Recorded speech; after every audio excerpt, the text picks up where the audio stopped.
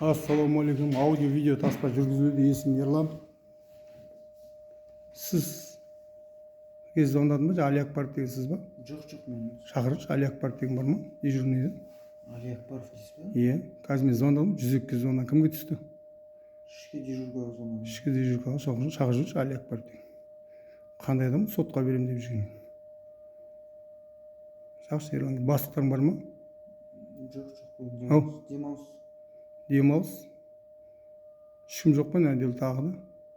Осы мен үшінші рет келіп тұрмын мен. Сіздердің әдел дегеніңізге. Али Акбаров дедіңіз бе? Иә. Сөйтіп таныстырдым өзін. Инстаграмнан көреді Али Акбаров өзін. Не деп айтқан? Шақыршы оны, не деп отыр? Телефон отырып алған аяқты. Алло, Али Акбаров деген кім? Чағып алған ба? Ерлан дегенсіз.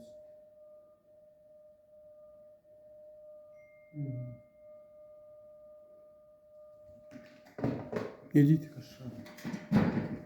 Қарауыңыздар халық. Отделде ешкім жоқ па тағы да? Бар. Енді шақыр.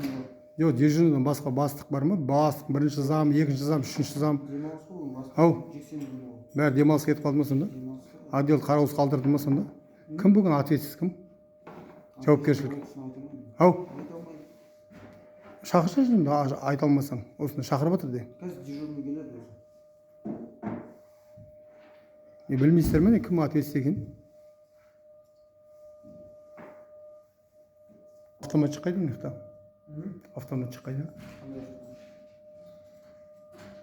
Міне, қарағаңыздар. Шу қаласының полиция бастығы Мұсақұлов Болат Аманұлы.